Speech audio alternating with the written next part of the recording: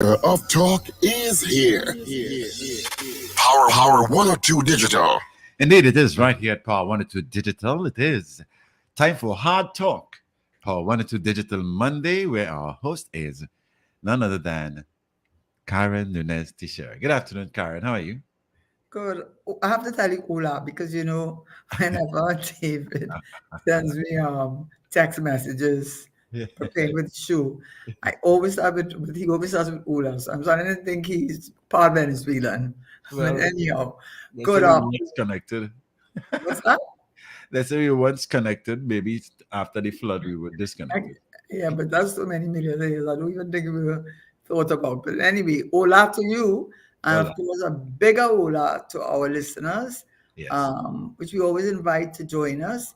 And we really wanted to hear from you. I say it all the time, but I do mean it Hmm. because it's good to have the feedback. I know you do get feedback.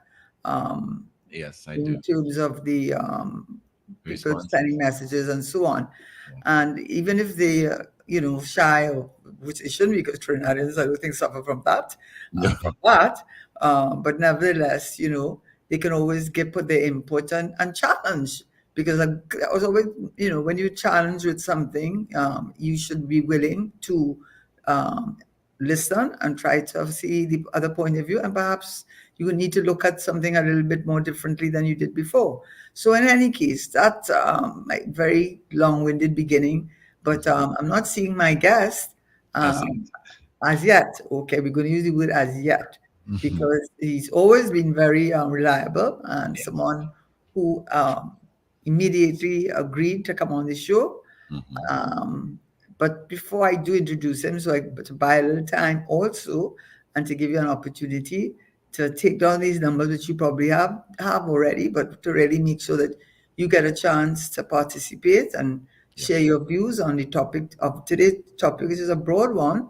Hmm. It's the economy, but it's something that affects every single one of us, and Yes. really to look at where we are, where we are, where we are heading, and really a realistic look at what the prospects are going forward, Yes. because we need to take our head out of the sand, I think, and all the other metaphors that are used, and really look and see what the real situation is for us, for every, well, maybe not those who are really at the top end, but for most people of every other level, what the economy of our country means, and it's going look as though it's shaping up into in the near future, in the future as well as currently. So we'll get the numbers first, and then hopefully by that time we'll be joined by our special guest. Okay, those numbers to connect with us are 222-8255, 222-8255, and our toll-free number 866-525-1099. So there you are. Your guest is back on the program with us. Yes, I'm not surprised at all. Always so reliable, Dr. Winford James. Good afternoon to you, and thank you so much for joining us on Hard Talk and on the topic of the economy. But I have to do the right thing first, and the right thing first is to introduce you formally for the listeners. And so that formal part, I have to tell you, from a linguist to a financial expert in a sense, but a financial expert, especially because of today's topic, which is on the economy, because you deal with cooperatives, and we all know the history of the cooperatives. It's certainly not the same as they were when they began, but they certainly were intended and are still intended for those who want to build financial wealth and financial security, but who do not have the wherewithal of some others to be able to do so. And this is where this cooperative society, of which you become a member, you're not just a person and putting in your money into a bank, but you are a owner of the bank. It's part of you, you are part of it, and it is part of you. So you are well versed on that. So let me give you the more our listeners. You are called a political analyst and a political commentator because you have written columns for media or print media, both the Express and the Newsday. And you are very well known anyhow, true Trim Begonian, but I'm going to tell you for today, true Begonian, All I know, you told me you're in Tobago today, yeah? Uh, You tell me in Tobago, right? I And you're am not eating anything in front of me today, not right? today. Not But today. in terms of qualifications, or more than qualified, he has a PhD, Dr. James, because as the title indicates, he has a PhD in linguistics, and he also has a diploma in education with distinction from as well as BA in linguistics, Spanish, French, and linguistics from the University of the West Indies, St. Augustine. So he's a true West Indian man, just like me. All my education is from UE, and I can speak only for myself, but I certainly had the choice not to have it in the Caribbean. I certainly did. And I think if my parents had their druthers, as they did with many of my other siblings, they would have preferred that I go abroad and get my education. But I was absolutely determined that my education would come from where I came from. So that is your educational background. You're a retired UE lecturer, and you were the former chair of the School of Graduate Studies of Research, Graduate Studies and Research at UE, and you have held posts in the Cooperative Society as a chairman. More recently, you were a member or chair of the Trinidad and Tobago Deposit Insurance Fund Cooperative Society Limited. What a mouthful, but anyway, that's what it is. And but currently, at least since 2022, so I assume it is still current. You're the chairman of the THA Capital Equity Fund Venture Limited, capital. Venture Capital. Thank you, Venture Capital. Equity Fund Limited, is that correct? Yes. And you're on the board of directors. That's correct. Yeah. Yeah, so you come with a background, not just in linguistics, because we're not here to speak Spanish and French, because then I'll be in a lot of trouble. All I'll be able to say is hola. You know why David is laughing? Because whenever he sends me anytime he sends me a message, the first word is hola. Okay. And that's a little joke. Every time I never asked him why hola, but we aren't talking hola today, because then I'll have to say adios. All right. So One of these days, Karen, many of us will be able to speak Spanish. I never like Spanish. Take a little while, but it will happen.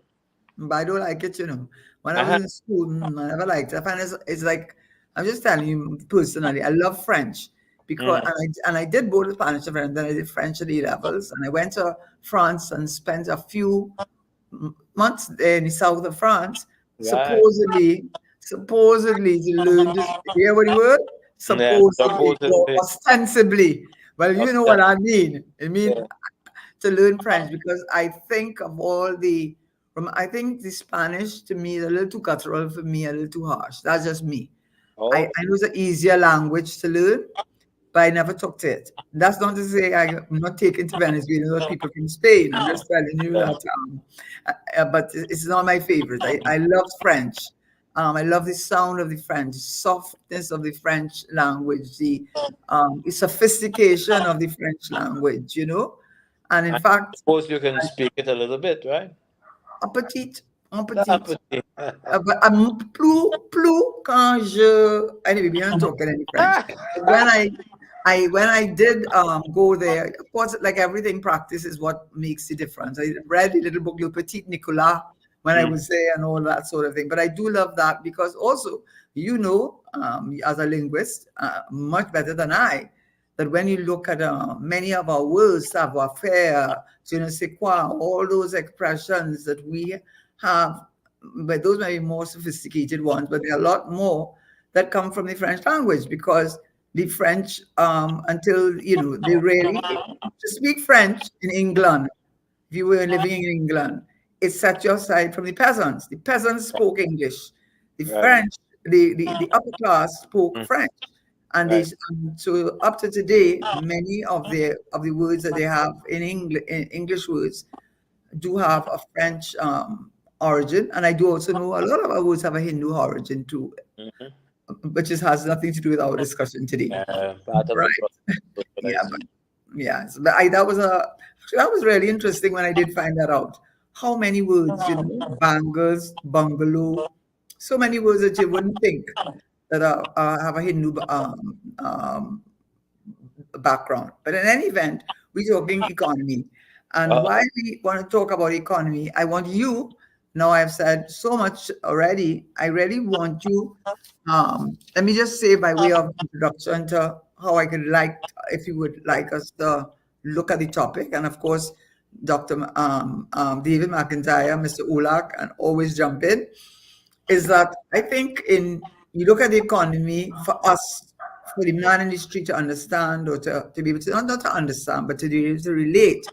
It's like going to a doctor for a health checkup. When you go to the doctor for a health checkup, he's going to check your blood pressure, he's going to check your heart rate, he's going to do all different tests. But the purpose of all of those tests is to determine your health. And if you are not that healthy, what he would prescribe prescriptions for to make things better. So he uses certain things that he will always use, look at your heart rate, whatever it is. And that's the truth about the economy. So there are things that they're always going to have to look at to determine whether our economy is healthy or not, and whether there are prescriptions that are needed to be implemented, and what are the things that may be preventing those prescriptions from being implemented. You know, you have to talk about a non-compliant patient. We don't want to be called non-compliant. So I want to hear from you before I give my take on it. What do you think are the major issues facing Trinidad economy, and what is your outlook in a very broad sense for the economy of Trinidad and Tobago today in 2023 going forward? Okay, thank you for the opportunity. It's very good to be here. And I am relaxed in my porch in Tobago here. And the feeling, the breeze. Okay, stop it. You're just trying to make me jealous. And then later I will go to the beach. Oh, God, stop it. Which is only about 5-10 minutes away. Oh, my gosh. Not by the oil spill, though. No, on the side of the oil spill, it's not good at all. Not for me. No, I am more on the southern side, southwestern side, right? So I haven't gone there yet, but I will see this afternoon what the state of affairs is. But when I was traveling along the Lambo Main Road, I saw the rocks blackened by the oil, and it's an ugly sight. And when the waves wash the shore, you can see the color of oil mixed with water. It's not the kind of thing I would like to see happen to anybody's island, especially my island.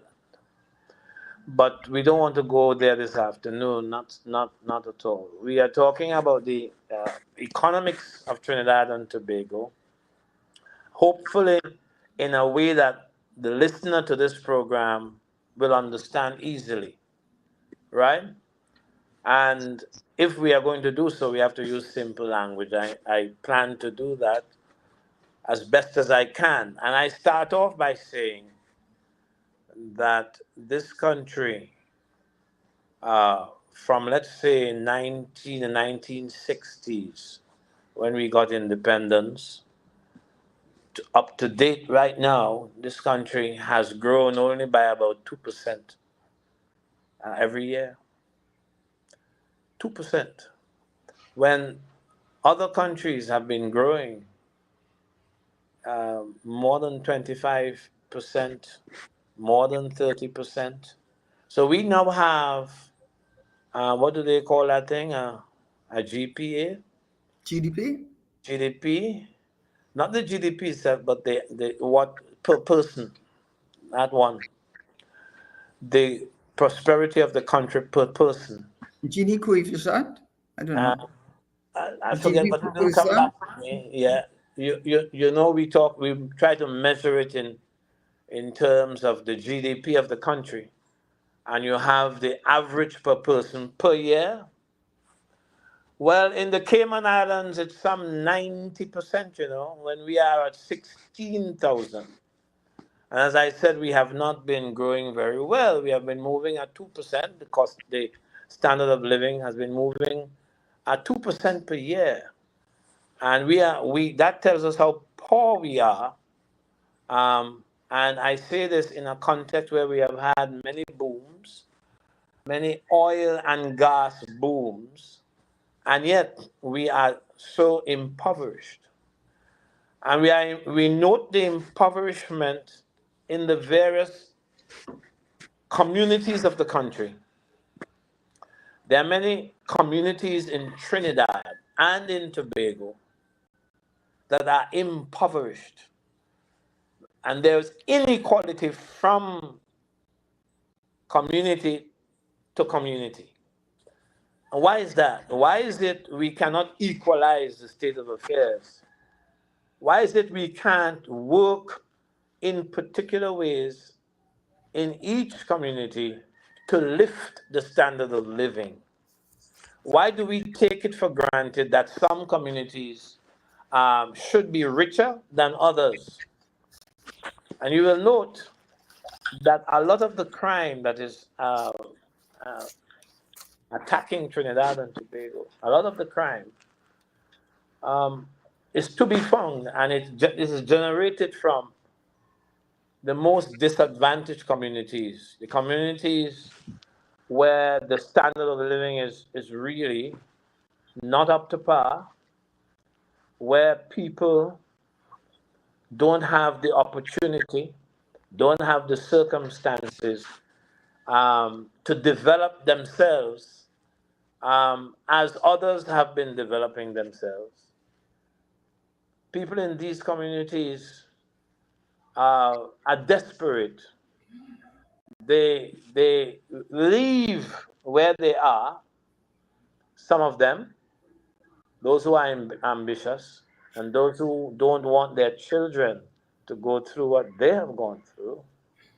These people are leaving the disadvantaged communities by the droves and moving into the city and other urban areas. Yeah, they are not except by, of course, a member of parliament who is hardly visible and who, of course, is doing the party and the cabinet more than the business, of course, of the constituencies themselves.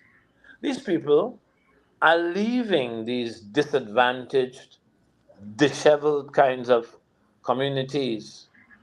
And we need to reorganize the politics of the politics of the country, to make people develop themselves according to their own likes in true democratic form. Now, I know you don't hear the economists talking like that, right? But we really need to come to a conversation where wherever we must identify, of course, what those and where those communities are. In Tobago, for example, Vanos James and I have calculated that there are about 42 communities in Tobago. We're not talking now about the political districts. We are talking about the cultural districts, the ethnic districts, if you wish. And what we are seeing here are people who, especially after Flora, have not been able to pull themselves out of the, shall we say, poverty, comparative poverty that they've been experiencing. And we need to go to those people, talk to them, find out what their problems are, talk to them about how they can improve their own communities by getting involved in a number of productive and health-giving kinds of activities. But we talk about 42 communities in Tobago. You could imagine how many there are in Trinidad, abandoned by the mainstream, the economic mainstream of Trinidad and Tobago. And we need people to speak up, right, on behalf of these people and treat them like everybody, like people. But Dr. Yes? James, not that I want to Mm. stop you in making your contribution, and a lot of the problems you're referring to apply to us in Trinidad. Yes. Because I think if I ask David McIntyre to speak of his own issues with trying to get his own community in a way, to get a really vibrant tourism sector going with that, the largest pitch lake in the world, and the setting up of a proper museum and all of that, and the number of joint select committee meetings they have had, the number of meetings they have had. I don't want to speak for him. So with all due respect, I think the talk is very cheap. People want to see what is the purpose of our government. The government, when you had the Great Depression, and you had to take the people of United States out of the Great Depression, it was, they used, there are two models, but of course the model that they use, and we still have to use to some extent, is that the government, its job is not to feed you, but to teach you to fish, but you're not teaching me to fish. Right. So the FDR had that great, what you call it, that, that big plan where they built a lot of highways, a lot of roads, created a lot. Not only did he create opportunity in terms of employment, but by connecting the country with highways and creating opportunities. You have to create the environment for the opportunities. You have to give me some. Now, if you say you give me those opportunities meaningfully, and I do not take advantage of them, then you really have a problem. And I think a lot of what you're probably encountering, and I certainly think it's true in Trinidad, is there's a lot of cynicism and a lot of disenchantment, because the people hear a lot of talk, but where's the talk backed with action? And you said that you wouldn't wanted to speak too much, using all kinds of whatever language that economists use. But we're going to have to do that but explain to them that we're not making generalization, because it's very easy for you and me and anybody to come and say how the economy doing bad, how this. It's very easy. But what facts are stubborn things, and what we have to rely on are facts. And the facts are this. I'm getting this from the economists. I'm getting this from the Central Bank Economic Bulletin that they issued in January of this year. I'm getting this from the CSO. And if you went to a doctor, I don't know what your health, your heart rate is supposed to be, but he will know what normal heart rate is. If your own is too high or too low, he knows he's sick, right? But the same way he knows that, because he knows what his standard is, then we have to say, well, what are the things you should expect that would show that the economy really is in the condition it is? And secondly, what is the responsibility of the government in order to facilitate and assist persons in growing that economy? And you can use very simple examples, Dr. James. One example would be our foreign exchange reserves. I mean, if you read the last economic bulletin, the Central Bank governor said that the last time they said, a few years ago, just a few years back, I'm talking about 2018, and that still was not really good for Trinidad. 7.8 billion US foreign exchange reserves. Reserves are not reserves to have money, Reserves is to pay bills, right? Because when you want to buy medicine or you want to buy food, and whatever you want to buy from coming in from abroad, they're not taking your dollar, You have to pay them in US dollars. So that reserves you talk about is the import cover. That's what they call it. They tell you that is equivalent to your import cover. And our import cover has fallen from what it used to be over 12 months to the last report to 7 years and 8 months. That's what import cover is now. And what he said in his report, we have fallen our foreign exchange reserves from August, fell from over 6.8, which was still bad, because just 2 years before it was 7.9. His last report is 6.25. So it fell by $574 million. And it's okay if it's falling when you're replacing it, but where's the replacement? And that's a reality. So when you're telling people that the economy is not good, that is a good yardstick that you use, how much money you have. And when we talk about money we have, we're not talking about our money, because who is taking it? Who is buying it from us? No, you have to pay them in their money, US dollars. The US is still king, and we do not have. We are. It's a. The reality is, it is being drained, right? So that's one indicator that things are not going in the right way. You talk about the growth, how economy grows. The economists have said they use 2015 as the base year. All just like what you just said, every other economy, well, you can't even compare yourself with Ghana, but even places like Barbados and the Eastern Caribbean jurisdictions, after COVID, they saw significant growth in their economy, by some cases 10% and so on. But Ghana is about 50 something percent, 40 something percent, right? So you are looking at economies that are growing, meaning you're producing more goods and services. So there's more to sell, and therefore, if there's more to sell, the government supposedly has more to tax. And if the government has more to tax, it has more revenue. And if the government has more revenue, it can use the revenue to produce things in the country to grow the economy and go in these 42 communities in your Tobago and the But hundreds that must you be see, Karen, qualitatively, we are not there. I mean, you But could itemize the lacks of our economic development and government policy, but you still have to answer, how is it so many communities are bereft of those things? because there's no guidance.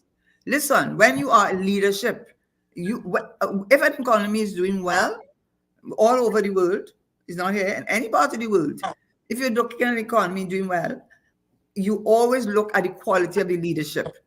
Whether it was Merkel in Germany, whatever country you want to look at, it's not a one-man show, but you need a leader, because the leader gives the vision and the mission, and the leader says what needs to be done in order to grow an But economy. you, Give you to an the extent example. that to the extent that Dr. Rowley is our political leader, or prime minister, you I don't said hear leadership, him. huh? You don't hear him taking a problem that we have and discussing it with the public. But he doesn't want to. Well, I don't. Is it simply because he doesn't want to, Well, or is it far more far reaching than that? I think because he doesn't. And you know what? Okay, you tell me what you think it is then. What it may be. He doesn't have the politics to do so. He doesn't care. He I thinks read. that he has enough of a political base to win again. He Yeah, has a that's correct. followership. Sorry, I think you're absolutely correct. I didn't hear that. Sorry, go I ahead. said I'm agreeing with you. Yeah, well, it's more than that. It's whether in fact Dr. Rowley and his cabinet are interested in fixing the governance problem in such a way that people in the disadvantaged communities that I refer to a decent part of that exercise. We don't have, for example, in this country, oversight of the executive. The executive is cabinet. Cabinet because the ruling party has a majority. Cabinet rules the parliament. Okay? And if you have a situation where in that parliament you don't have oversight of what they do because you haven't fixed the constitution and the social aspects of all of it, you have not fixed the governance structures under which we live, then you are not going to find the kind of wealth and the kind of happiness, economic happiness, the kind of growth in the abandoned, in the neglected communities. I mean, I don't have to name out to you guys where those communities are and how they are this way. It's been so perennially. And there's a kind of stasis.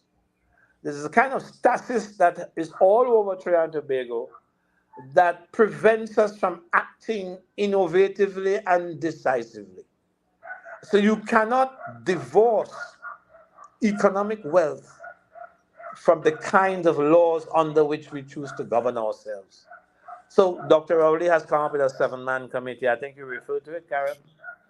Did I you don't know know? which one. He's always coming up with committees. The Well, last one was the Constitution for.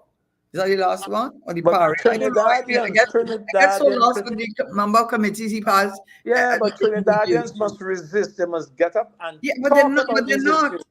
They're Why not. is it? Why do you need a 7-man constitution committee at this point? Because you want to get because Mr. Basil Pandis died and his daughter said that that's what his last wish was, and they want to they're probably courting her as we speak because Well, what in they that case, the all they're committee is not doing is well structured. winning an It's not well election. composed. No, but it's about winning an election. And what I'm saying, Dr. James, having had the opportunity and honor to serve in government, I don't know that I need to use a whip to get you to do the right thing. It is true that the Constitution is facilitative of a lot of what you have said, and he did not create the Constitution. I mean, that Constitution, it comes from when we became independent. And then we have the Republican version of it, which I don't know how much difference it is because that president is really the mouthpiece of the cabinet. But what I will say is that I don't think that you, in a democracy and in a government that is really committed to serving the needs of the people, it doesn't take too much, especially in a country like ours, where we have been blessed with so much, both Trinidad and Tobago, potential that we have wasted it away. And to me, it has come down to this. I think they have come to a point, they may be proven wrong, but they certainly, the sense you get, is speak to anyone, anyone I have spoken to, there's a sense of people saying, well, I don't know if you know this, but the voting turnout in the so-called strongholds of the government is very low because Right. the people there, they are cynical, disenchanted, and they're used. They are used and abused, and yet they are used and abused, and then they're given a jersey or whatever they give them, and then but many of them do not vote. But in the non-government constituencies, the turnout of the electorate is very high. But we have the pass the poll system. So it really, at the end of the day, even if you were to get the popular vote in the country, both Trinidad and Tobago, it really would not matter if the constituency which you control, you win the majority of the votes, no matter if the turnout is extremely low. I understand some is like 28%. But what I'm saying, you don't need to be having to do that. Because if you want to go into government, you should go into government for love of your country. And if you are motivated by love of your country, you are given a lot of tools and you're given, I have been inside it. I've been inside it, so I'm not sitting outside But I am hearing a certain wishfulness on your part. it. Okay. You are saying that they should not be going to government for those reasons, on those bases. You are Should not using go words into like them to should. what? They should not be getting into government. Um, Oh, if I'm saying you are thinking that there's a certain wishfulness that you and others have, you think this thing will change just like that because you're wishful. Can't change like that. It takes people who understand in a scientific way what the problems of the country are and who gather a set of plausible ways of solving that problem. And they get people to get involved, people in their own communities to get involved and to come up with actual remedies, actual remedies to fix these things. But that takes a kind of engagement that you don't hear the economists and the wannabe politicians speak about.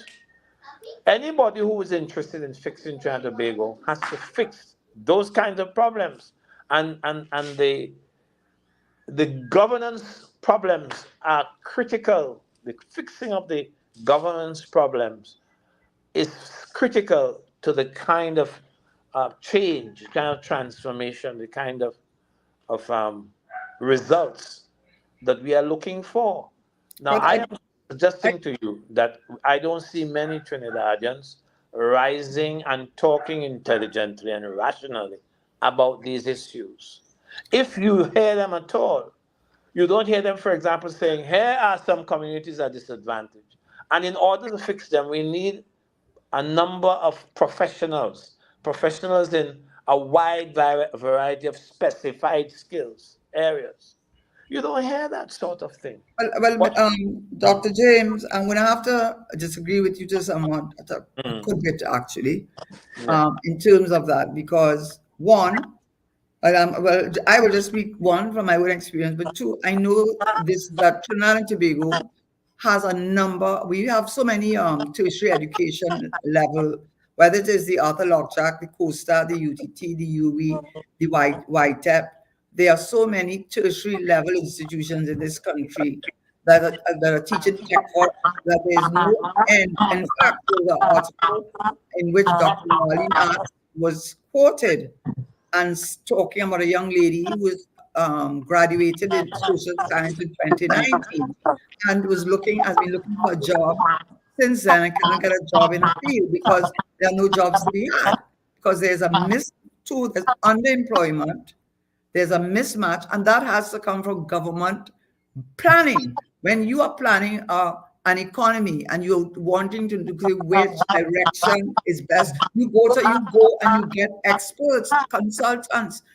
I've had so many consultants. We've had so many consultants come to us. But what you need is, after you get the consultants, you have to be prepared to execute and implement. Consider that the planning is lopsided. Consider that people are concentrated in certain areas. Consider that you don't distribute these professionals across the country more or less evenly. We don't have that sort of thing. We don't have the politics to maintain it. But if we were to change that, and if we were to distribute these professionals across the communities, which we have never done, we don't have the thinking, we don't have the policy, and we don't have the belief. It's going to continue as we are. Just as we rely on oil and gas as the mainstays of the economy, when, of course, there are so many other things we can do with the wealth that we have, it's the same way. But, Dr. Jane, again, I'm going to have to take exception to that, because who is to say that those very same consultants do not give those very same recommendations to the government?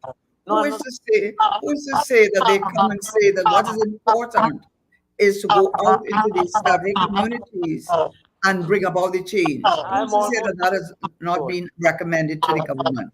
You know that they do? Well, when I was in government, my experience, and I could say, having been there, we certainly took the advice of the consultants, and we certainly were willing to implement it. And I don't think the problem is that. It's a question of the political will. You're not going to get everything. Nobody has to tell you, number one. I have read articles. Many people have written articles in the newspaper, you must have been among them, that have spoken about ways we could develop Trinidad and Tobago beyond the energy sector. The agro industry, for example, in CARICOM, Guyana, taking the lead there, saying that by 2025, we should only import 25% of our food. We could have policies in terms of tariffs for a lot of the food that we see in the supermarkets that they probably have to throw it out because they have gone beyond the expiry date, and there's such fancy high-end food that you serve in the most elite establishments selling in ordinary supermarkets. If you want to allow persons to bring those things into the country, then pay the price for that and let the consumer pay the price and the country benefit. Why do we have so many franchises in this country? Somebody's giving them the authority to come into this country.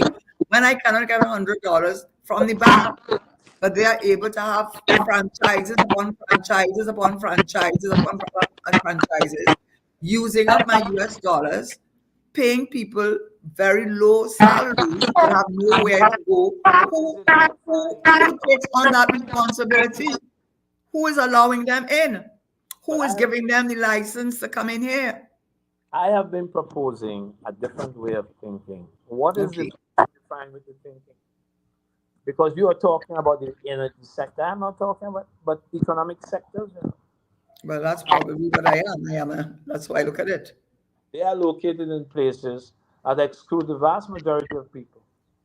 I am not talking about, I'm talking about going back into the communities and helping to beef up the strengths that they have by, of course, getting professionals there working with them. You're distributing the professionals who we say are unemployed, can find employment in the way that I'm talking about. But you go to their communities and you sit with them and you help develop their communities according to their liking. That's what I am talking about. Well, The well, you know, having centralized government, Karen, it's been centralized for the longest while. It's everything in Port of Spain.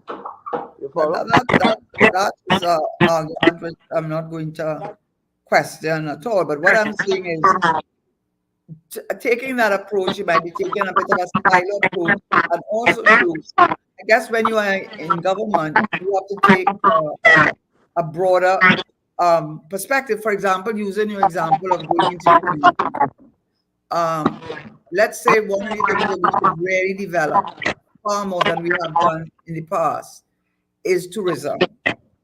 But we have a special brand of tourism that very much mimics Mauritius in terms of our size of our country, the ethnic composition of our country, and the fact that they lost their preferential treatment with sugar, so they had to look to see how else could we make a living and get revenue. And one of the things they did is they got into cultural tourism. You can go into all of these communities, but what do? You send people into those communities, speak with them, and say, you want to be self sufficient. You want to have your own little business. But look, you want to have your own Airbnb, but you have to come up to a certain standard because there's TripAdvisor, they're all electronic mechanisms by which they rate you. So there are enough people in Trinidad and Tobago that can go into those same communities and say to them, if it is that tourism is the area in which you want to develop, you want to have your little restaurant, you want to have a little coffee shop, you want to have a thing selling Tobago food only, you want to have a little Airbnb, don't leave it to them to do it. You bring in the professionals who have the marketing and all the skills to come and help them to develop that.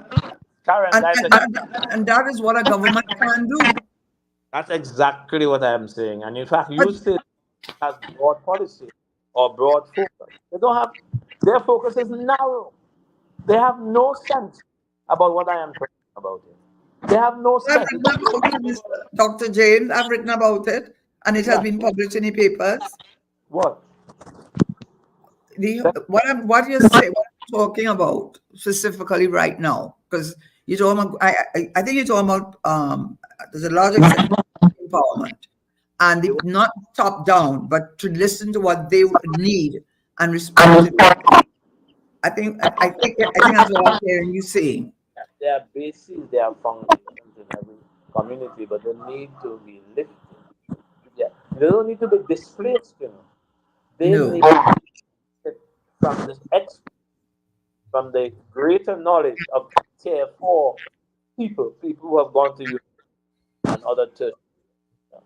They need that knowledge to help them develop their own circumstances, which have foundation, as we know. But it's not going to be happening because government has some policy on oil and gas. Policy on oil and gas is centralized, and it is a policy that devolves into government saying, "Look, we are in charge, and we can distribute the proceeds, the wealth from our exploitation of these things as we see fit."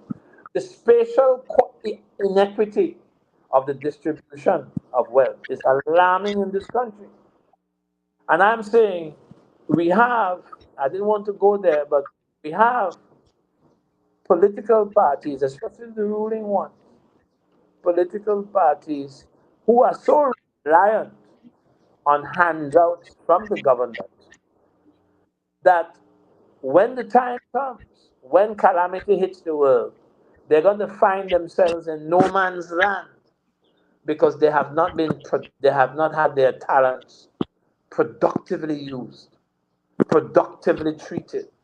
And That whose has fault is that? And who do you think should take the lead on that? if you Who want should to take go the lead on that? to an answer, it is the PNM party. They are the ones that But have this is what I'm saying, Dr. Jane. We're not different. We're not apart in our thinking, What we're not apart in our thinking that way, What both of us are saying, hopefully, I think, is that the many people, and you're talking about your communities in Tobago, but we can come right here in Trinidad. yes. I have a view, and it's an opinion, so I think I'm entitled to have an opinion on this. It suits them to keep them right there, because you see, you need to have your crew ready to do your bidding, and as long as you keep them in a state of dependence, rather than try to make them entrepreneurs and to become self-sufficient and be able to be to own their own little piece of business and grow that business, you lose control. And what is important is the control, because it is that control. How does that benefit them? Well, you have a people to rule, you have a people to manage, you have a people to lead. How does that approach benefit them? To keep your people to keep them compliant. How does that help you? When I say Well, you, it helps you to get the votes, you see. who is taking steps to make sure that people stay at the bottom tiers of the social ladder. Okay, I'll tell you how it is. That? Okay, I'll tell you how it is that. Because, okay, let's use an example. As I'm using a parent and a child. When a child is in his parents' care, and of course is dependent on the parent, there are many rules that the child may not like, but they have to follow it, because the parent is the one feeding them, clothing them, and sheltering them. The day that child becomes financially independent, and he gets that by either having his own business or education, some of those rules that the parents wanted to enforce, he said, no, I'm not following it. And the parent then goes into a tizzy because he has lost control. And control is important for voting, because as long as you need me, so it is not by chance. This is my opinion anyhow. It is not I'm not denying that at all. Right. So what I am saying, is it good? But it's good for the party. That's what it's like. Because they're staying power. The party can even think that is good. Because demonstrate goodness for me. I don't mean you personally, but what? Okay, so somebody told me this. Somebody told me this. He said, actually not somebody, but it was someone. When I say somebody, I mean someone who probably studied all these human nature and so on. Said 3 things that human beings would desire and want, and once those things are achieved, that's all they really want: power, sex, and money. Okay. Okay. So some people have all 3 more than others, right? Okay, so therefore, if that is a motivating factor for humanity, one of the things in order to maintain power is you have to have power. You have to have the ability to have power over me. Because if I am independent of you, that as they like to tell people, you can't tell me what to do. I pay my own mortgage. You can't tell me what to do. I buy my own food. You cannot instruct me anymore. I am my own man. That is the greatest. If you have that political philosophy, you'll be going nowhere. But that is the that has to be the philosophy. It is not as if you can't govern people who are independent or who consider themselves independent. It's not as if that can't happen. You change the dynamics of the wealth and whatever makes people comfortable, and you get them to make themselves better at what the government thinks it's good at. Right? Okay. People's level of comfort, of satisfaction, are too low. Their ceilings are not high at all. They get by and they are easily pleased. That's not what I'm talking about. I'm talking about young people, just bright young people that come out of the university every year, being made to see that they can take up their bed and walk if they are allowed to do the innovation that they want to do. They are afraid to take that risk. Right. And so, how do we work on that there? Okay, Somebody, well, listen, this is the conversation. They this are is the afraid that was conversation. Yes. Yes. especially where we do not have a homogeneous population. Yes, Right. Jamaica and thing, we And, have the social structure, but Trinidad and Tobago gets really complicated when you add to the mix race, ethnicity, religion, because all of that mix up in it. And not only that, you can't say there and both groups are on equal numbers. And so both of them are more concerned about getting back to have that power and money. Well, don't even give them sex, but give them power and but money. And therefore, in order to ensure that, instead of focusing on uplifting persons so that they can make their own individual choices and having the confidence that they can do it, there's a fear, like the parent, that if I give you your freedom, or if the day you get your financial independence, you might never come to visit me again. Because to tell you the truth, I really never liked you, but I had to come here because you were mine. well, it happens in some cases, but I can't generalize on that.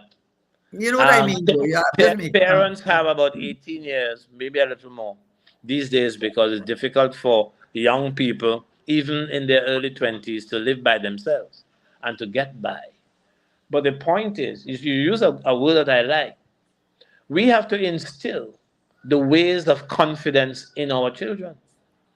And we have to show them by proof, not by obia, not by, you know, um, people being slaves to the political party in charge. They have gone to the university, they have been able to research knowledge at the individual level, and they can see possibilities. But what has happened is that over time, the PM has made people see very low possibilities, very weak possibilities, and they have bought into that nonsense. But if they were to become a little more innovative in the yeah, way they think about their own development, things can happen, things can change. You know, if private society could be on a radio programs nightly or close to that, explaining the dynamics of what is necessary to transform this country from the, I used the word before, the status that it has been locked into.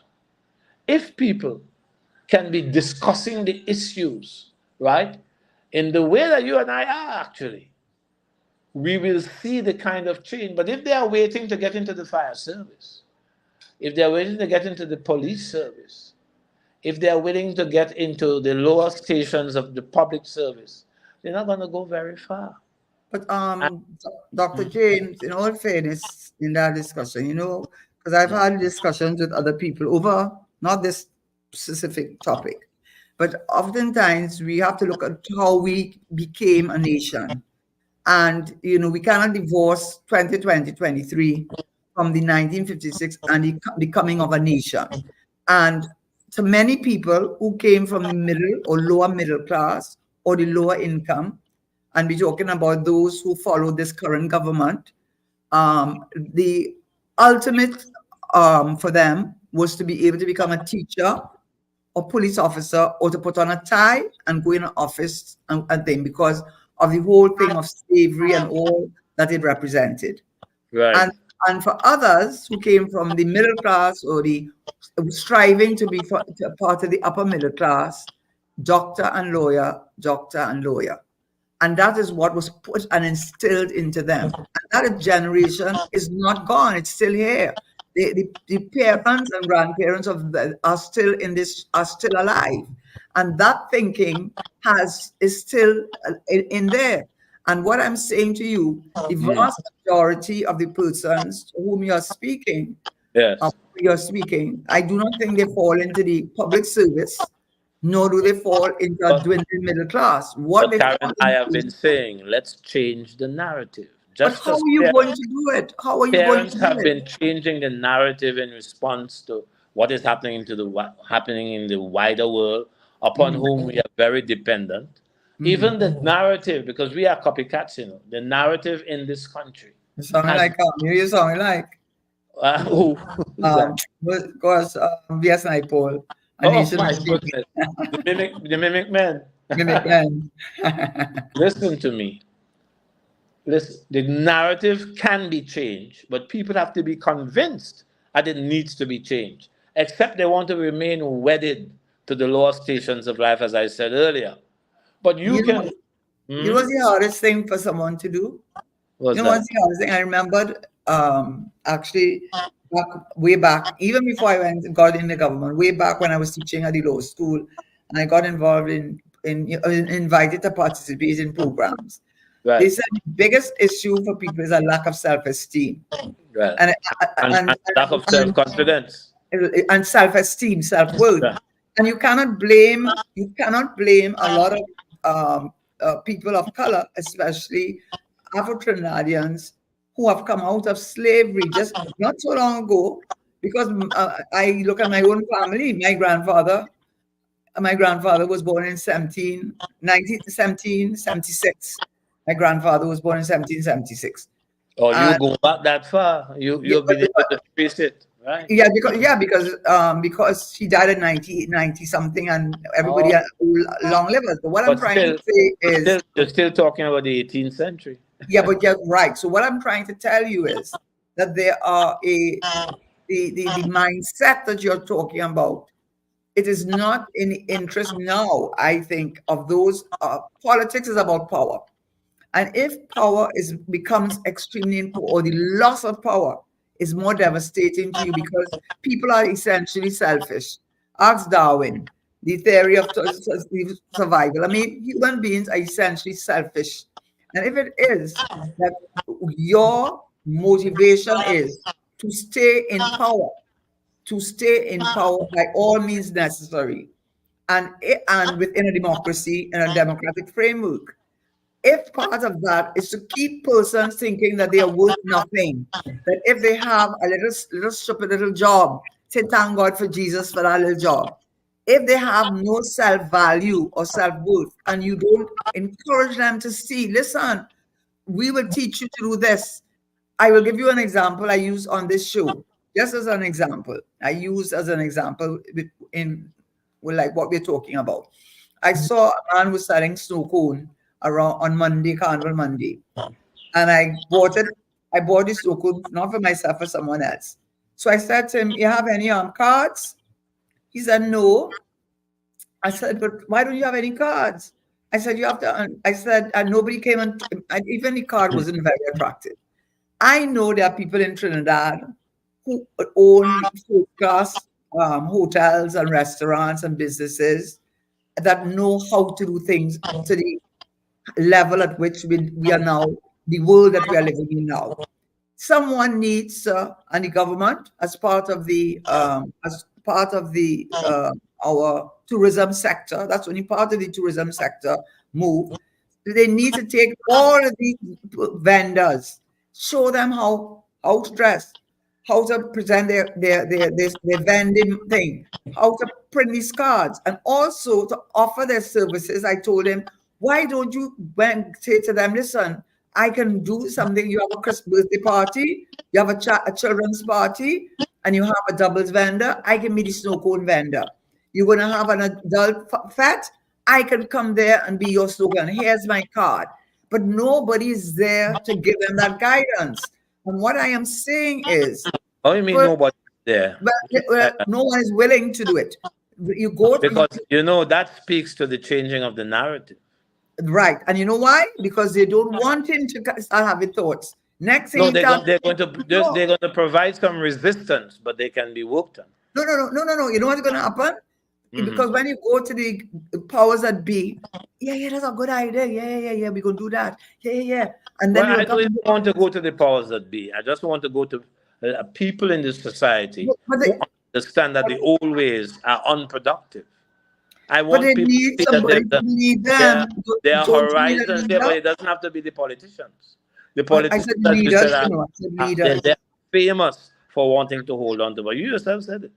They are famous to want to keep people down to walk, and then once they Yeah. can get to move Everybody forward, wants to have somebody that well, that's right? worse off than they. But certainly, you can tell the snow cone man, and other than a politician, look, you can get some cards to advertise your work, right? And cards travel. They But not travel. You only can use cards, it's a you can use training, a social whole media. training. It's Yes, a and whole that is why part training. of my proposal includes what? It includes sending those of professionals of various fields into those depressed societies, right? These oppressed, Who's going to downtrodden. send them? Who's sending them? Well, I was relying on government and Oh, you private see, we come sector. and talk about the No, politicians then. government and the private sector. But don't you In other understand? words, but they Can are I just coming say from. something to you about that with the private sector that's happening in this country? And it happened when I spoke to a young lady. She said to me, I said to her, she told me she was very unhappy with her job. But she said, but I said, well, why don't you? Well, it was more a rhetorical question. Why you don't leave a job? You know why she can't leave a job? Right. Because it's about a minor group of people in this country that own everything, whether directly or indirectly. So We when can you hardly use the term one percenters, right? no, I'm not using it. I deliberately did not. I deliberately did not because it goes beyond that because you can have it it could have started however you want to say so. What has happened is we have monopolies in this country. We have Right. boards, interlocking boards. And what I Right. can tell you is this: what if she left that job and went to another job, but she thought had nothing to do with the job she's in now? Suppose it's a job in selling food, and she went to get a job in a hardware in one thing. Think it has nothing to do with the other. Do you know the person who owns that thing is the same person who owned the place that she just left? And before she could even get a chance. And do you know they didn't understand that? So that they have locked you down into a form of slavery because your option. Are you saying the problem cannot be fixed? Well, okay, I'll tell you how one way it could be fixed. One way it could be fixed. I'll give you one way. I'll give you one way I could tell you. One way that you could fix it, I'm talking about that particular problem, Yes. is that we stop having all of these coffee places in this. We cannot afford it in this country. How do you stop that? Do not grant the license. But if you have Or already you limit granted the license. Why they did? How come Rock Hard Cement Limited? How come Rock Hard, when the quartet had their meeting, they decided that Rock Hard could not sell their cement, or if they did, they had to sell it. They had to pay a CET of 20, 15 or 50%, and they gave them a quota of only 15,000 tons, which made it impossible for them to compete. So how do you do it? You said, listen, we cannot. This is a small country of 1.4 people. Having so many franchises in a small country is using up the foreign exchange. We are not getting the return from that foreign exchange because we are not creating jobs of high quality that can justify the expenditure on so many. It's not that you won't have any, but you have So some. why does the government do that? Use policy Why to don't they? restrict. Well, your answer is as good as mine. I could give you the answer, but I ain't gonna give it, right? I'm telling you that if it is, then those same franchises that are all over this country are the same franchises that are responsible for the non-communicable diseases, that are responsible for a large extent our health sector bill in this country, and yet they are allowed. Why can't you put a quota? So, okay, this country can only think 5 of them. We'll allow you 1 year, 1 Yes, year, 1 year. so I am asking you, why is So I gave you an answer. What I would do, you give the answer, I would but you not have allow. I you would have not actually allow answered. so many Question franchises is, in this country. are these politicians blind? These policymakers, are they blind, or are they in the pockets of people? You can answer that yourself. I ain't answering that because everybody like wants to use the word Sue, and I don't mean a lady's name. right? Yes. You're not going to. I am not going to be sued. You put one on one. You know what Mr. Pandey said? He said connect the dots. You connect the dots yourself, and you ask yourself in a tiny little country like this, where when I go to the bank, I have to struggle to get 100 US, and now 100 US, I struggle to get 100 US, and everywhere, all over the country, we have all kind of pizza chains, all kind. I like in America. I like I'm in America. So if you are telling me that my food bill is like $800 million per year, and you are telling me that inflation is eating away at my income, so that the middle class is disappearing, because 4% increase in salary can never counter the increase in the price of food. And so much of the food and so much of these franchises are being allowed to operate in this country. Then you have to ask yourself whether that is in the interest of the country, because you're using it up. There's no productive capacity coming from it. You're not producing. You're retailing. You are creating jobs that will keep me feeling at the low self-esteem, have low self-worth, because that's what I am. That's the thing I'm only good for, because apparently I'm only good to do things like that. You keep me right there instead of taking, let us say like rock hard cement. Let us have a quota for how many pizza things we have, how many coffee, how many this. Do we need this? We can do this in this country. You're not saying you So can't. are our leaders thoughtless then? Is it that? I mean, to be You mild. asking me to get me in trouble? I am not answering that question. But it's I got to mean, be. you must have village idiot written on your forehead if you cannot figure out what's going on. So you just asked me to give you a solution. Yes. And by doing that, it would, then what you do now, because Trinidadians have shown themselves, COVID had a positive in a sense, because a lot of people had to now become self-reliant and have their own catering businesses and started advertising on TikTok and on Facebook and so on. And you really got a very high quality. So what you now do is you try to develop your brands. You start to develop your own brands, and you also export your brands. I know a lot of people who do that. Yeah, but but I am saying, what I am saying is that from my perspective is always going to be a macro one. Always going to be a macro perspective. And because I'm going to have a macro perspective, I answered your question. If I had any say, that would not happen. If I had any say, I would have training and make sure that the hotel school, I don't know if it reopened, the restaurant reopened. I don't think so. I make sure the hotel school reopened. I'd also make sure I train them to be able to be small businessmen in their own right. Let them do courses in marketing, show them how to presentation is everything. And that is how you will develop a micro and small entrepreneur in this country who can then contribute to his family in a real way, contribute to the revenue of this country, contribute to a sense of self-esteem and self-confidence, and finally break the chains of self-doubt, which they want them to stay bounded, and then find out, hey, you know something? They always told me, like what they did with women back in the day. They used to tell women something about left brain, right brain. Women are emotional and they think things so they only for literature and arts and theater.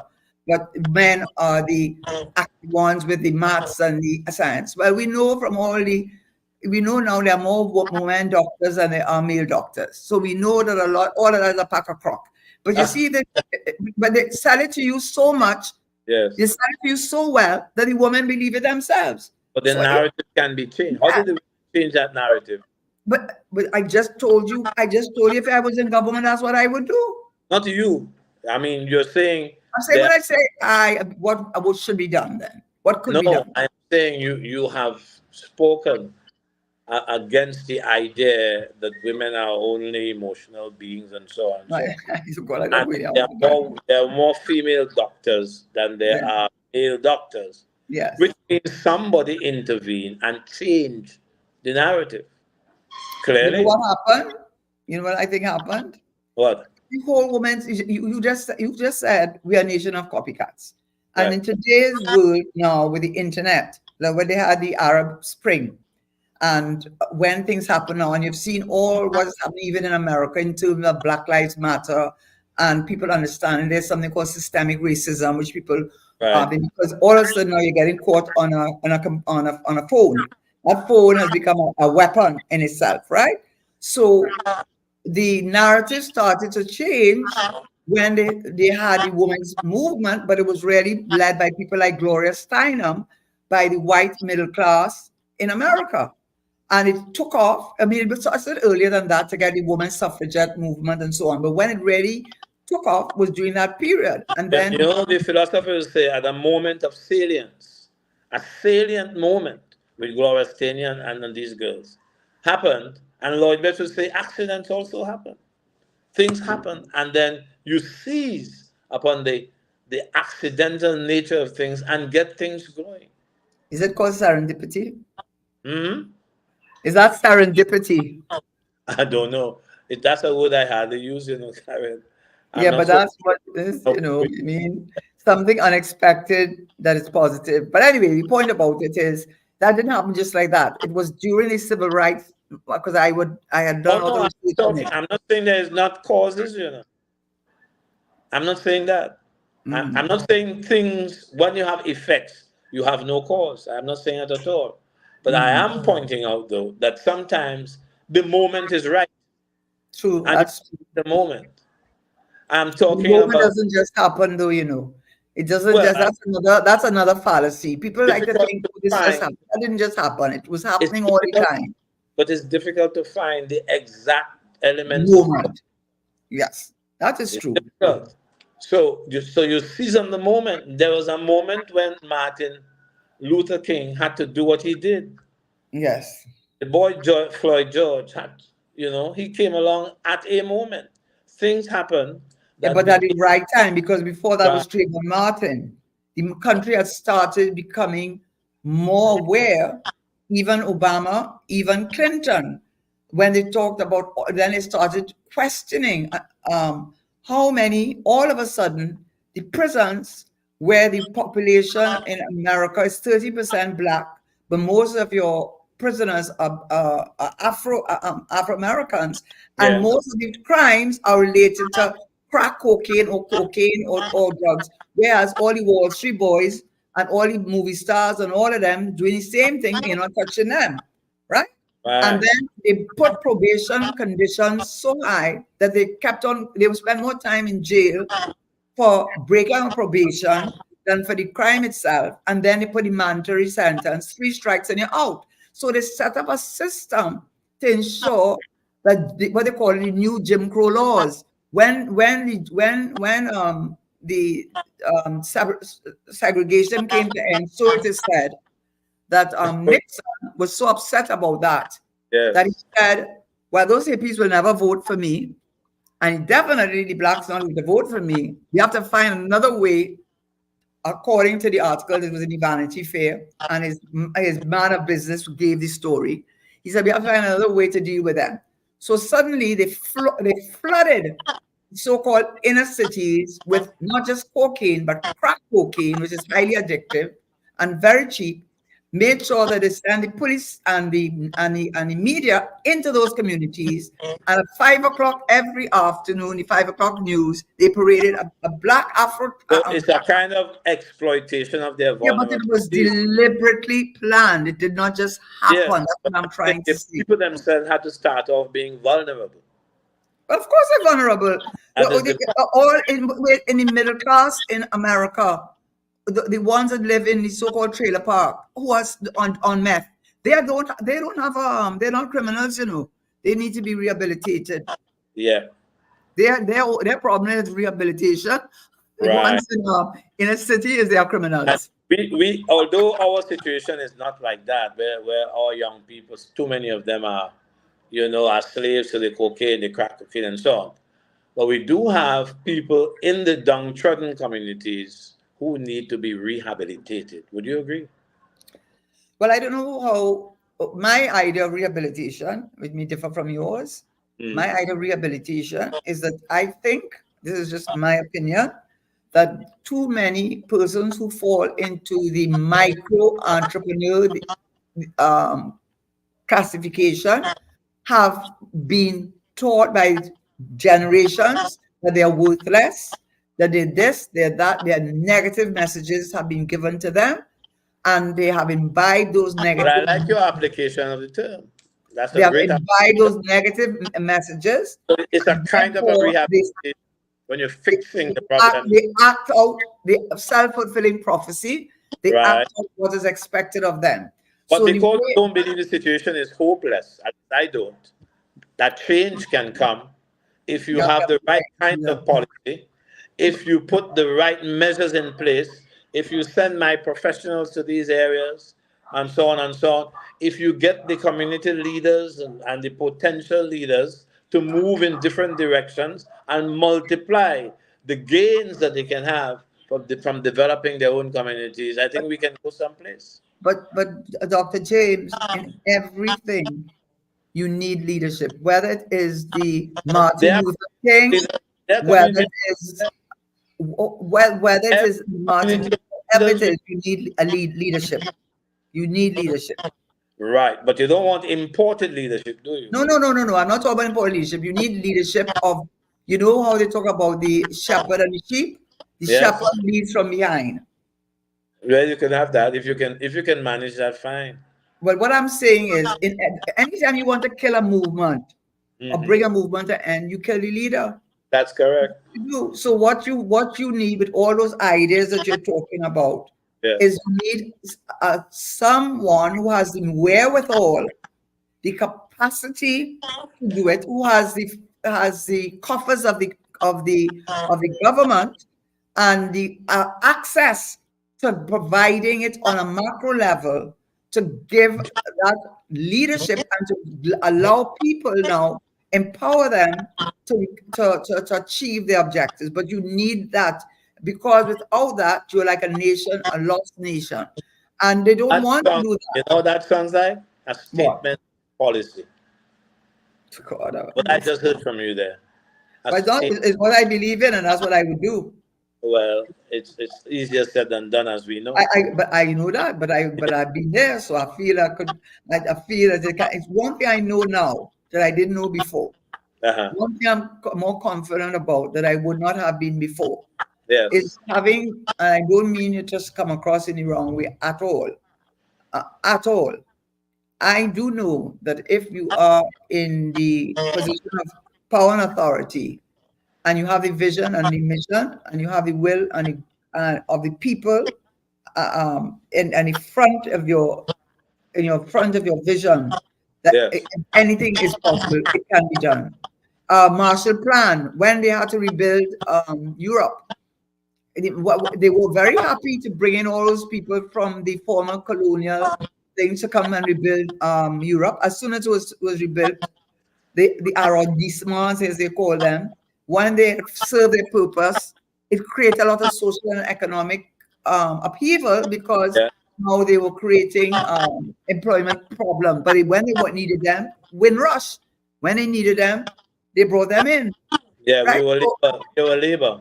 Right. So what I'm trying to say, but what I'm saying is, if they could rebuild Europe with the Marshall Plan, if FDR with the, what you call it, great something, I can't remember why it's escaping me, but with the highways and all of that, create employment using the Keynesian model, John Keynes model, using that to teach people how to fish, and not just to get a fish. Some people have to get on a fish, because they can't fish.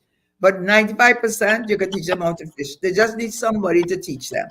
How many homes, for example, if you went to the hospital and you have two cars, one car went in a direction where they had a stable family home, parents who wanted their children to do well, created the correct kind of environment, and lived in the correct environment, not wealth, but the right environment, as opposed to someone who goes into a home where they're living in disharmony, chaos, parents not together, no direction, nothing. What do you think will be the outcome of those two when they become adults?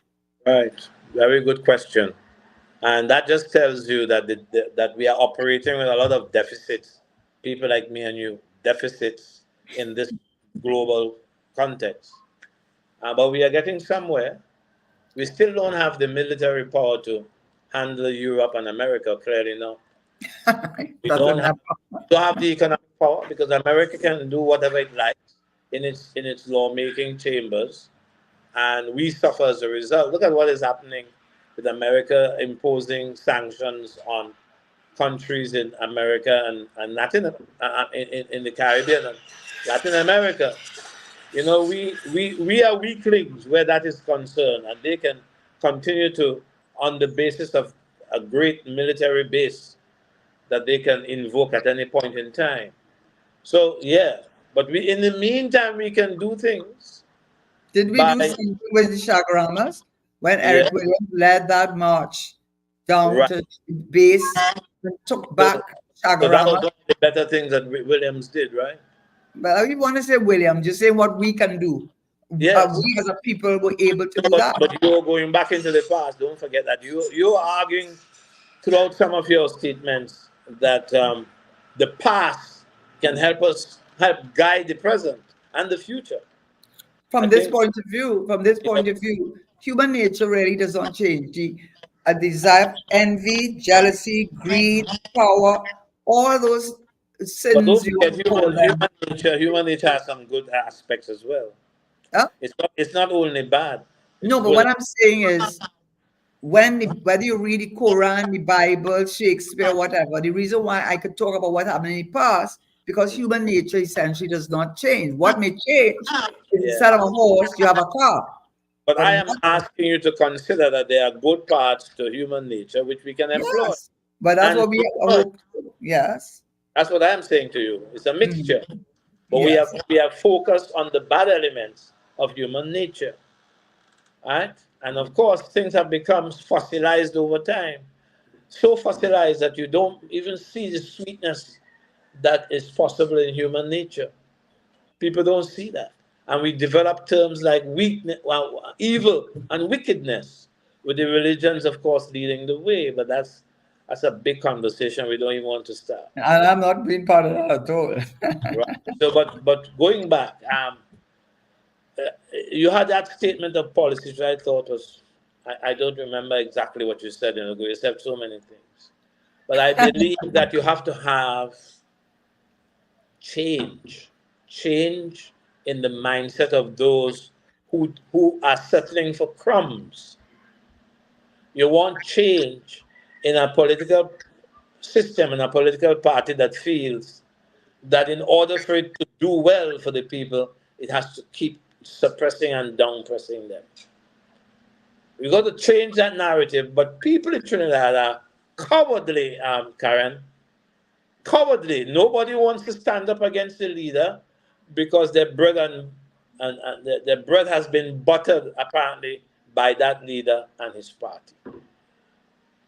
You know of which I speak. You've been part of it, Karen.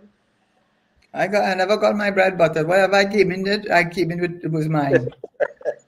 I was I got nothing buttered. I got nothing buttered. I got no jam, no cheese. I didn't even get a cricks. But I know what you're speaking about, though. But I yeah. didn't.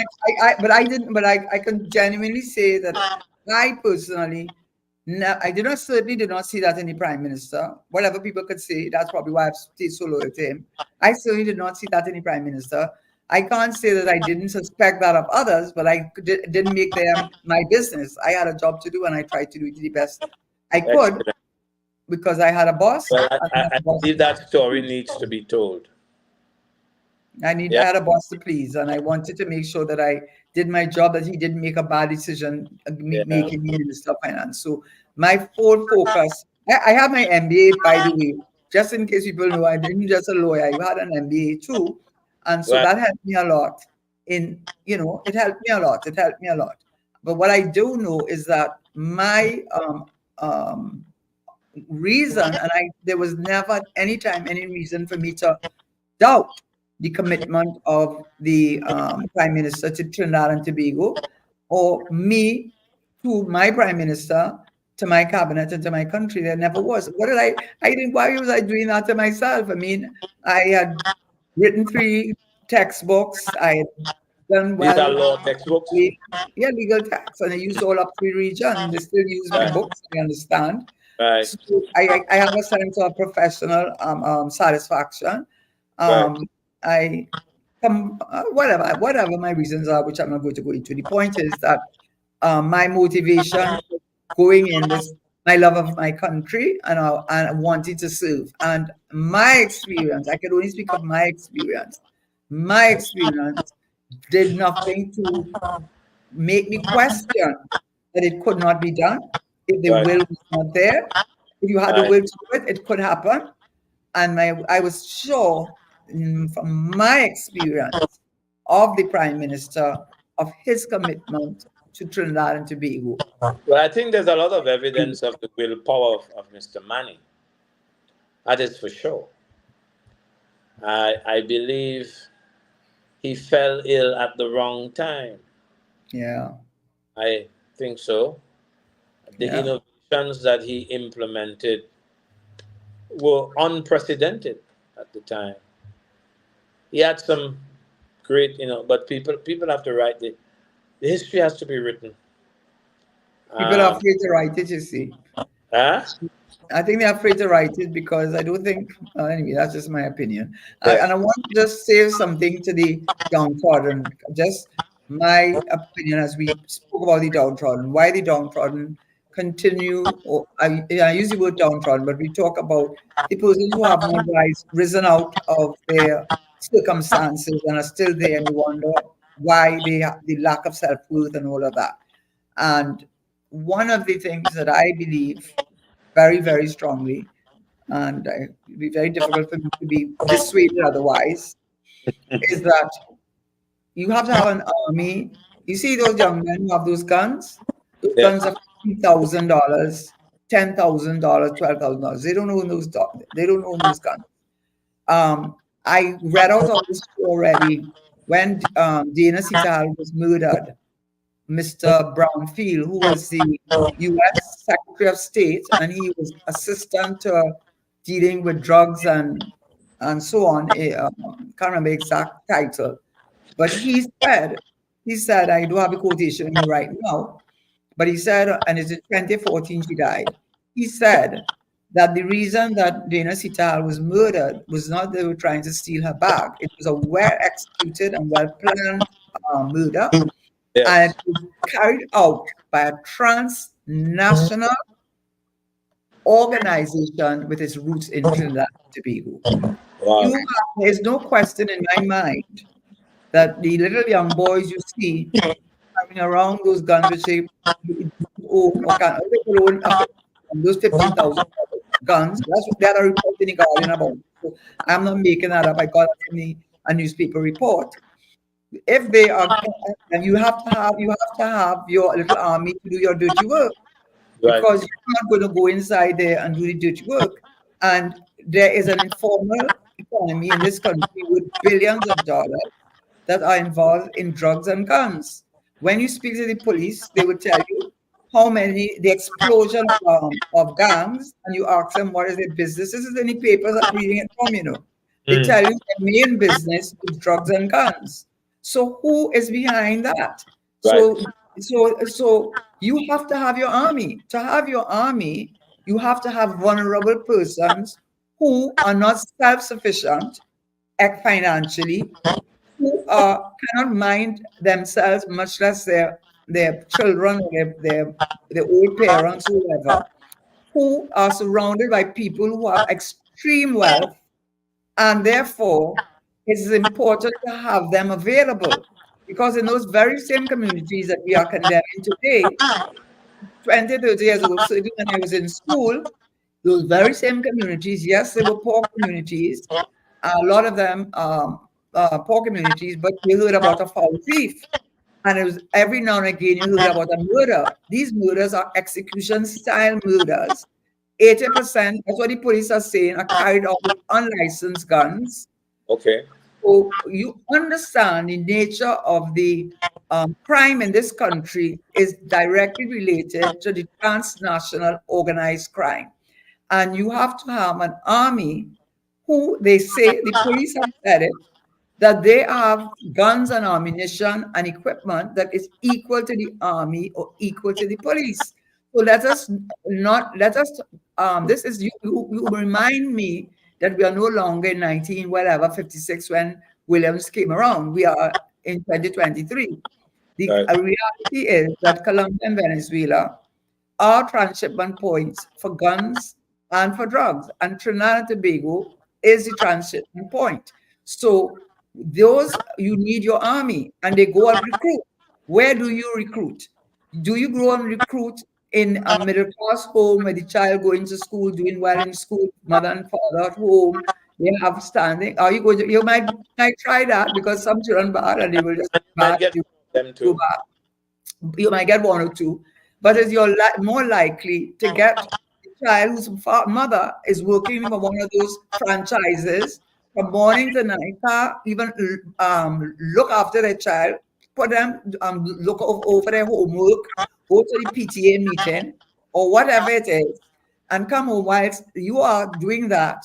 They are recruiting and they are recruiting. And when they come and recruit and they're telling you that they're going to pay you $5,000 to pull out a shot for them, who is going to say no to that? Because the person who's telling them to pull the shot is the person who are living in their neighborhood, but living in big houses are the high society people in our country. So if you want to really know why, in my respectful opinion, and I am not saying in all cases, but I am, in my respectful opinion, the large majority of the reason why we have continued to have a group of people who are working with CPF and URP, which they don't get a full week's pay, a full pay, I mean, full month's salary or whatever.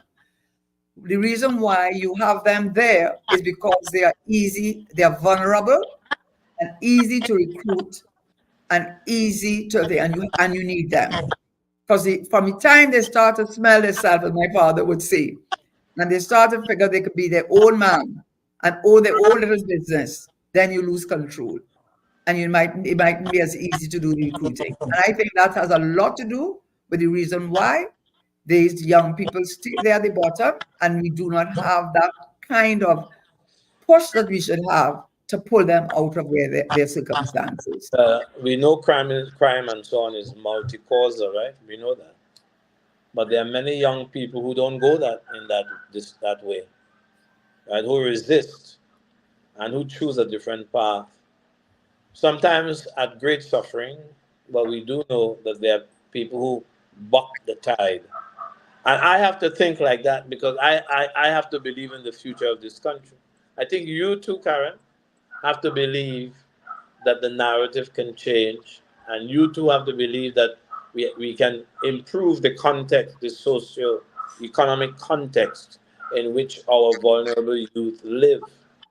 And I want people to speak more to that issue in the conversations that flow from police, of course, finding a catch of guns, um, uh, drug runners, you know, um, toxifying the young people with their dangling of cocaine and crack cocaine in front of their faces and so on. We've got to reclaim the country. Um, Apparently, from what you have just said, it's going to be extremely dangerous to do that because these guys who are part of the transnational arrangements, they have become embedded in our culture now. I don't know. I'm getting that sense. And if that is the case, our police and our navy, not navy, and coast guard, are they equal to the task? They are part of it too, I imagine, some of them, although you are not permitted to answer that question. But I believe that some of them are part and parcel of the transnational arrangements for gun and drug running in our country. So, Karen, we are coming towards the end of our little show. I think they say that we are in the show. Um, you have to have more people, more speakers going on the airwaves and talking sensibly about what is needed to change Trinidad and Tobago if we are to come out of the mire in which we are lodged. Do you see any new, although you probably can't call name, but do you see many young professionals showing up, talking about these issues, coming with recipes and recommendations? Do you see that? I think um, I won't give a yes or no because I really don't, I can't say yes or no on that. But I do think that there are two things going on right now. There's either the carrot or the stick. On the carrot side, the economy is not in a good place. Actually wanted to talk about the fact that we just don't have the natural gas, and that's what we really rely on. And the price of natural gas is less than half of what we had budgeted for. So we are in trouble with that. But we didn't get to that. So I think for a lot of people, they believe that there are limited opportunities and they have children, they have families, they have themselves, and therefore they do want to buck the system. Because if they were to buck the system, they might find themselves out of a job. And when they try to get a job elsewhere, they won't get it because because they have created monopolies in this country Right. where it makes it impossible for you to be able to move around. Yeah. Um, and so you have the carrot on one side, and some people love to be on boards. Some people love to be chairman of a board. Some people live for those things. They like the prestige. They like the recognition, and that's part of the human nature. So that's going to be the carrot. And for the stick, there are those who they will silence, whether by what, I don't mean silence, literally silence them. But in other words, they can be silenced by they can't get a job. Wherever they go, they can't get a job. Wherever, no matter how qualified they are, the message has already been sent. You see him? Mm-mm. You see her? Mm-mm. And you literally, and I know what I'm speaking about. I absolutely know what I'm speaking about. Um, and so that they silence you by, especially if you have children or you have a family to take care of, you have to say, well, I can't take the risk of going against the system as it is now Right. and then losing a job, and I have a mortgage to pay, I have my children to send to school. So I think right now we're seeing a lot of carrot and stick, and because of that, people are afraid to come forward, and for a leader to come forward to give people that courage to speak out. We haven't seen that happen. Also, so they are frightening away people who probably have the ideas. But Yeah, I mean, I can't prove it. That's my theory. sorry? I said that's just a theory of mine. A theory of Well, mine. it's all theories we have, and we don't know what is absolutely right and absolutely wrong. Mhm. There are all kinds of options, and there are options in our response as well. But then people, as you said, are human. We have human nature. We fear. We don't want harm to come to our loved ones. Um, we we bend to suit the fancies and so on of those who have the economic power and who have roped in the whole country in such a way. You know, Karen, sometimes I get the impression that people like me and you, that we live to promote the lifestyle and the wealth of the small percentage of people who command the ascending heights of our economy. You know, I get the impression that what I am doing really is to hold these people up, prop them up, and let them continue to live at my expense and your expense, right? And except I become a guerrilla, things will continue as they are. It will probably even get worse. Now that sounds hopeless in a way that I don't appreciate hearing myself say, but it does sound hopeless. Part of the reason why it sounds hopeless is the police don't seem to be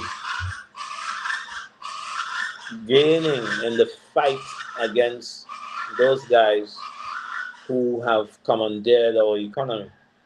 The police don't seem to be winning that fight. And there's so many desperate and vulnerable youth in the country. We don't seem to know how to reduce their numbers.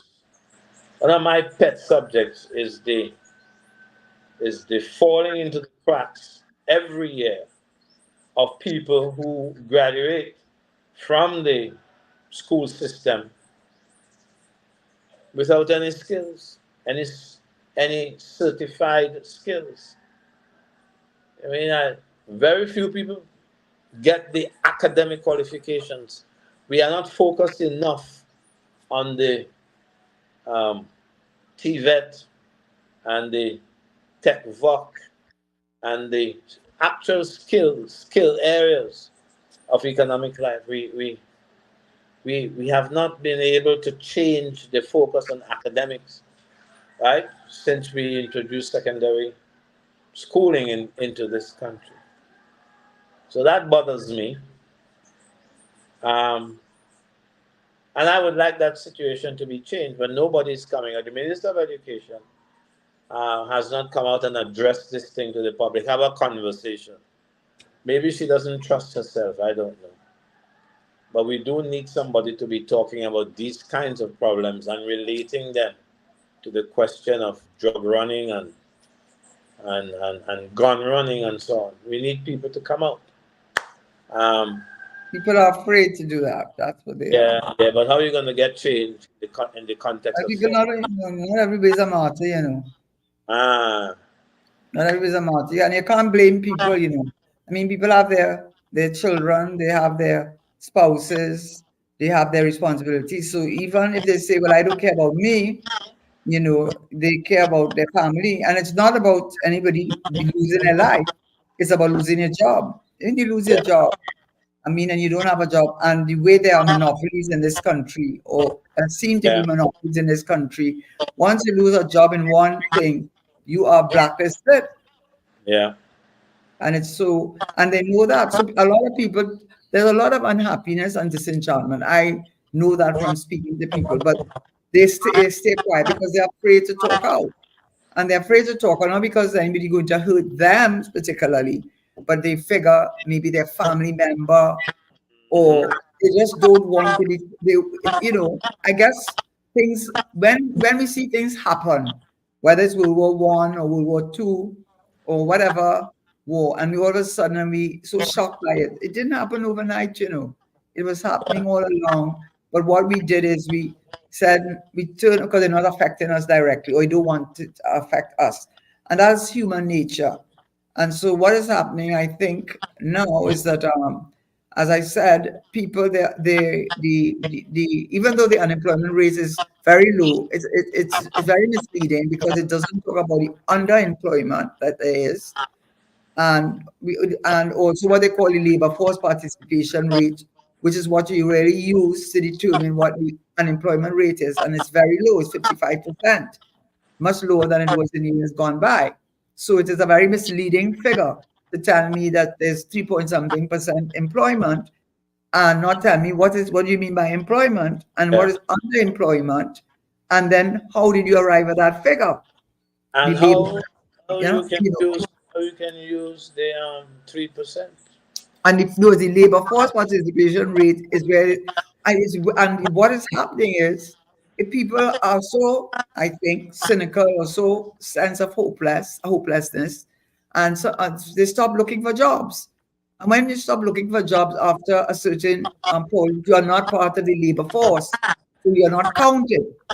And of course, some of them are in school, and some who would be part of the labor force are literally in high school or they are retired.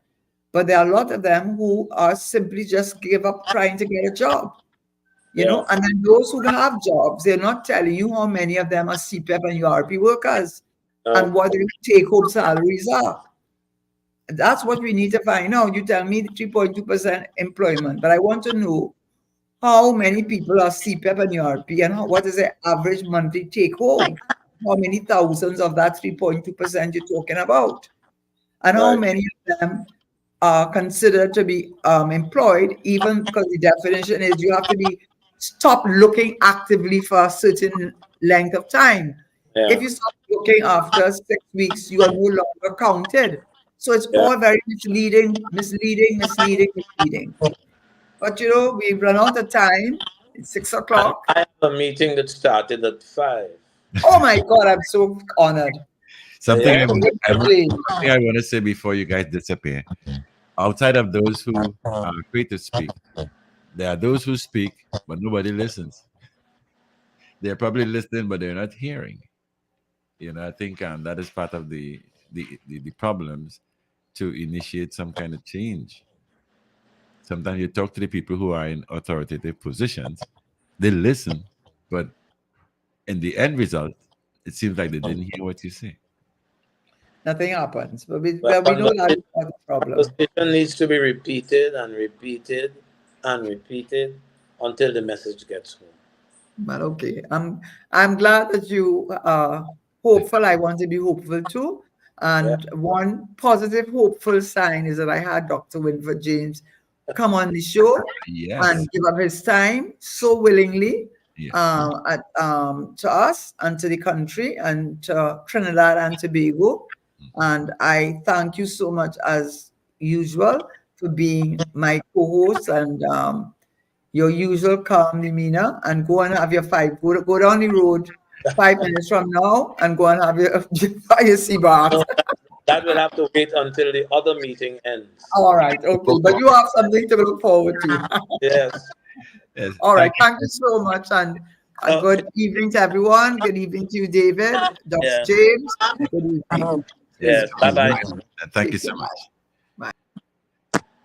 Okay, folks, that takes us to the end of today's edition of Hard Talk with host Karen Nunez Teshiera and a special guest, Dr. Winford James. Tomorrow, it's another edition of Hard Talk right here at Power 102 Digital. The future of talk is here. Power 102 Digital.